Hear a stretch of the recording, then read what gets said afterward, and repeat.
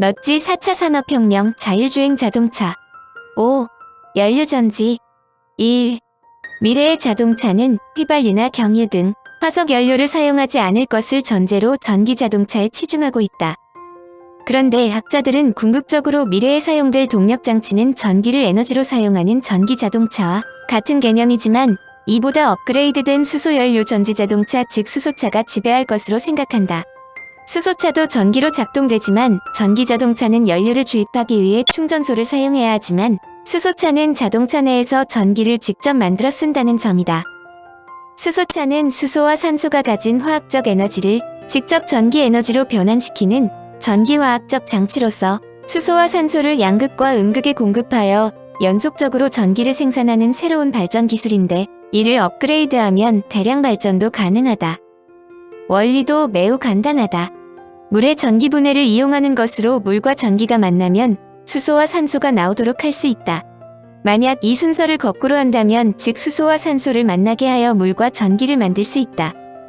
수소를 자동차 내 탱크에 저장했다가 산소와 결합해 물과 전기를 만드는 것이 연료전지의 원리로 이렇게 생산된 전기로 모터를 움직여 자동차 등을 작동시키는 것이다. 그런데 수소 자동차를 이야기하면서 나오는 말로 소위 헷갈리는 설명이 있다.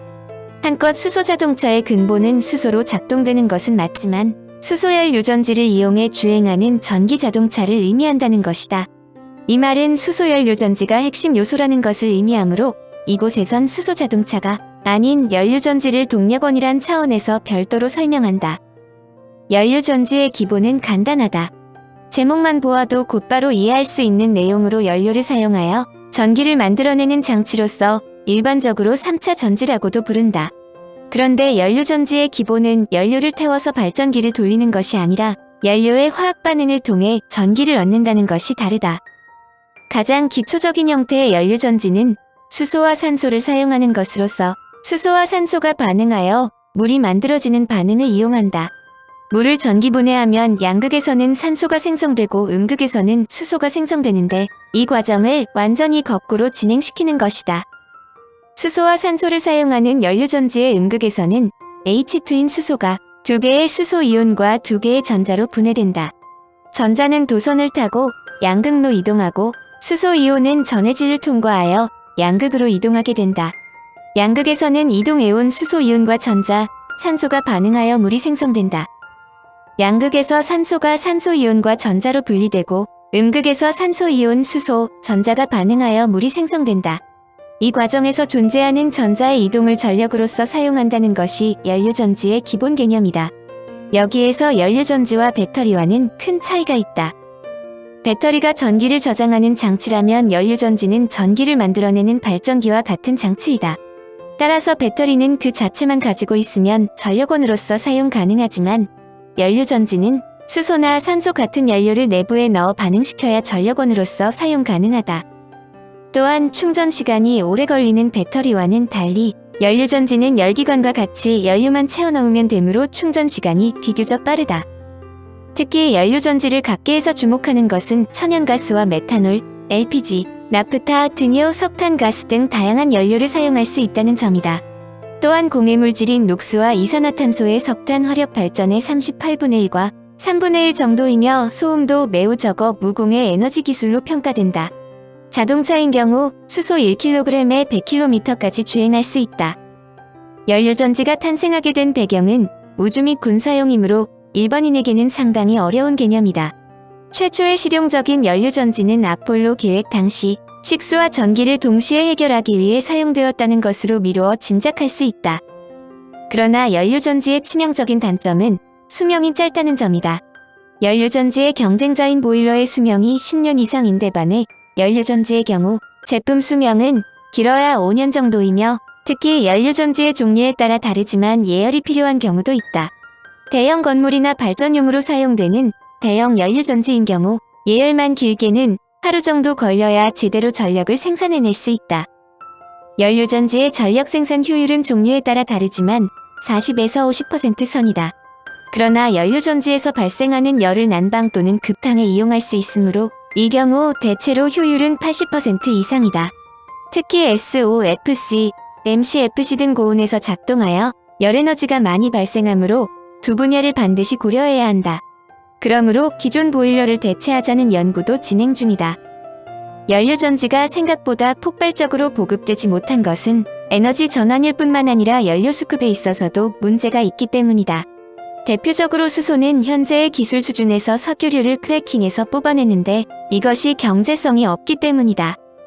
사실 수소는 밀폐된 공간에서 고농도의 산소와 반응, 즉 폭발하는 농도 범위가 크기 때문에 위험하지만 일반적으로 실사용 환경에서는 LPG나 도시가스보다 안전하다고 알려진다.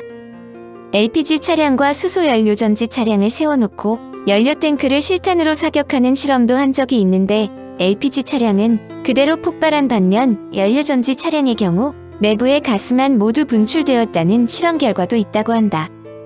수소보다는 생산비가 좀 더 싸게 먹히는 메탄올 등의 각종 수소화합물들을 수소 대신 연료전지의 연료로 사용하는 연구가 많아졌다.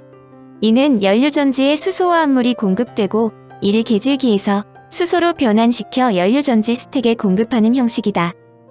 그러므로 석유 주성분이 탄화수소라는 점을 이용해서 심지어 수소나 메탄올 대신 그냥 석유를 연료로 쓰는 연료전지도 구상되고 있다. 셰일에서 추출하는 천연가스나 석유를 사용하는 연료전지도 연구되고 있는데 이는 화석 연료를 사용하지 않겠다는 방법에 원천적으로 역행하는 일이다. 그럼에도 이런 시도가 진행되는 것은 수소 얻는데 물을 전기분해하는 것이 제일 쉽다지만 투입되는 에너지량 대비 얻는 에너지가 너무 적기 때문이다. 즉, 가성비가 낮다는 뜻인데 이 때문에 천연가스나 도시가스를 계질해 수소를 얻는 방법이 상용 제품에 적용된다. 연료전지 개요. 연료전지의 원리는 매우 단순하다. 양극 외부에서 공급되는 연료인 수소가 산화되어 수소이온과 전자를 발생하고 음극에서는 이 전자를 받아 산소가 환원되어 산소음이온으로 되는 전극 반응을 일으키면 된다. 그런데 여기에서 매우 중요한 것은 두 극 사이를 채우는 전해질이 관건이다. 전해질이란 이온은 통과시키지만 전자는 통과시키지 않는 물질을 말한다. 한쪽에 전극의 연료인 수소가스를 보낸다. 그러면 음극에 포함된 백금이 촉매로 작용하고 수소 원자에서 전자를 빼앗는다. 이때 생기는 수소이온은 전해질을 지날 수 있는데 전자는 전해질을 지나지 못하고 남게 된다. 여기서 또 한쪽의 전극에 산소가스를 보낸다.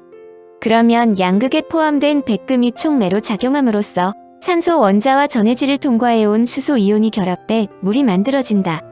위 내용을 정리하면 음극에서는 전자가 남고 양극에서는 전자가 필요하다. 여기에서 음극과 양극을 도선으로 이으면 도선을 통해 전자가 흐른다. 즉 전기가 흐르는 것으로 이것이 연료전지의 발전 원리다. 그런데 전지라고 하면 전기의 저장소라고 생각할지 모른다. 사실 건전지 안에는 연료와 산화제가 갇혀 있다. 건전지를 다 쓰면 전기의 발생은 끝나는데 연료전지는 연료와 산화제를 밖에서 공급하는 한 계속 전기를 공급해준다. 그런 의미에서 연료전지는 전기의 저장소가 아니라 발전장치로 설명하기도 한다. 연료전지는 발전 효율이 대단히 높아 40에서 60% 정도이며 반응 과정에서 나오는 배출열을 이용하면 최대 80% 가까이 에너지로 바꿀 수 있다. 연료전지는 크게 고온형과 저온형으로 나뉜다. 고온형의 연료전지는 500에서 1500도 고온에서 작동한다. 온도가 높을수록 화학 반응의 속도가 빨라지므로 값비싼 백금을 촉매로 사용하지 않아도 된다. 고온형 연료전지는 650도 정도에서 작동하는 용융탄산염형 연료전지와 1000도에서 작동하는 고체 산화물형 연료전지가 있다.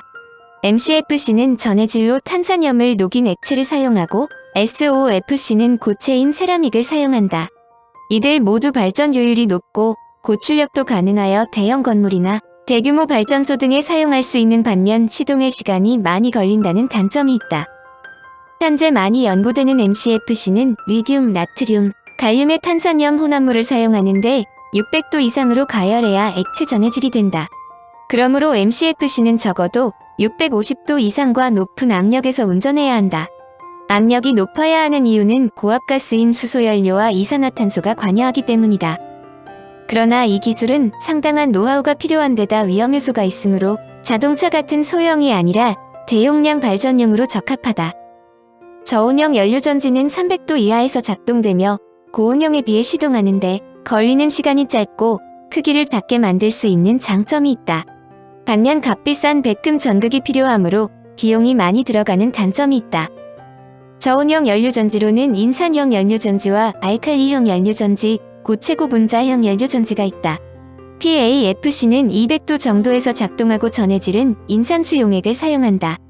연료전지 중 가장 먼저 상용화된 것으로 1980년경부터 미국과 일본에서 보급되기도 했다.